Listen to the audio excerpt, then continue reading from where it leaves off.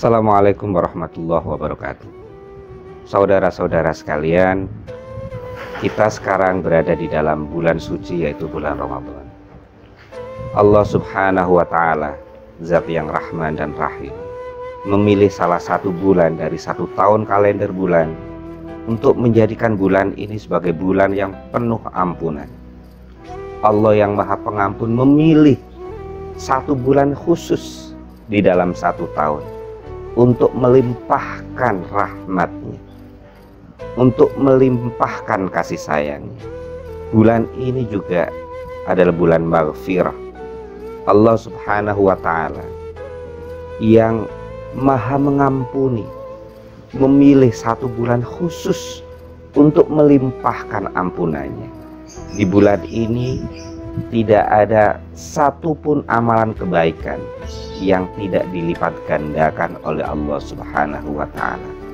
Tidak ada satupun tangis permohonan maaf dari hambanya yang tidak dimaafkan oleh Allah subhanahu wa ta'ala. Itu adalah salah satu dari keistimewaan bulan Ramadan.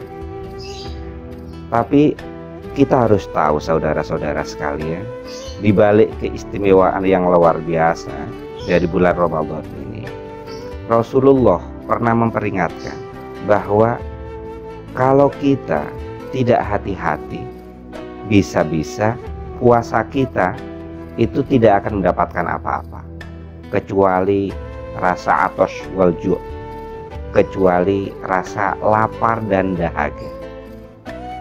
Bagaimana mungkin ibadah puasa yang sangat istimewa itu membuat seorang hamba yang melakukannya tidak mendapatkan apapun, tidak mendapatkan rahmat, juga tidak mendapatkan ampunan sebagaimana yang dijanjikan oleh Allah subhanahu wa ta'ala. Tapi dia hanya mendapatkan rasa lapar dan dahaga, satu perasaan yang itu hanya dialami oleh jasmani, oleh setiap orang, tidak peduli apakah dia di bulan Ramadan atau tidak. Siapakah mereka itu? Mereka itu adalah orang yang melakukan puasa di bulan Ramadan tapi sama sekali tidak memahami apa sesungguhnya pesan di balik perintah puasa ini. Nah, saudara sekalian, oleh karena itu mari kita sekarang merenungkan apa sih sebetulnya pesan atau keinginan Allah terhadap kita dengan memerintahkan kita untuk berpuasa. Kita memang diperbolehkan Allah untuk berpuasa, tidak hanya di bulan Ramadan, tapi Allah khusus mewajibkan kita untuk berpuasa satu bulan penuh di bulan Ramadan. Lalu apa itu? Saudara sekalian, Allah sama sekali tidak menghendaki dengan perintah puasa untuk membunuh hambanya. Tidak. Kita hanya diminta untuk menahan dari sesuatu yang itu ada jangkanya, yang kalau jangka itu sampai kita lalui, maka justru Allah mengharamkannya. Kalau kita harus membatalkan puasa, menghentikan puasa pada saat maghrib, kemudian kita tetap melanjutkannya, Allah mengharamkan. Tapi yang sangat unik dari puasa ini adalah puasa ini kita disuruh menunda untuk menikmati sesuatu yang semestinya itu adalah halal. Bahkan tidak hanya halal, ada sesuatu yang itu bahkan ibadah, wajib untuk dilakukan. Kalau kita makan dengan rezeki kita sendiri, itu adalah halal setiap saat. Tapi di bulan puasa kita harus menundanya. Kita menggauli istri kita, itu tidak hanya halal, tapi juga itu adalah menjadi bagian dari hak istri yang harus ditunaikan oleh suaminya. Itu adalah kewajiban, tapi kita harus menundanya.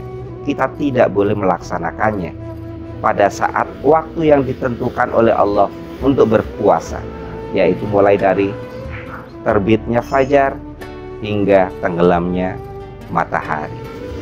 Apa sebetulnya yang diinginkan oleh Allah? Salah satunya adalah dengan berpuasa kita diminta untuk menekan ego kita, menekan egoisme ini penting dalam kehidupan.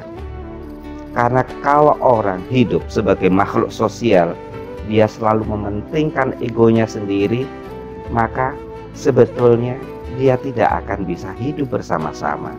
Nah, di dalam masa pandemi COVID-19 ini, kita penting untuk merefleksikan hal ini. Karena bahkan di dalam beragama juga bisa egois.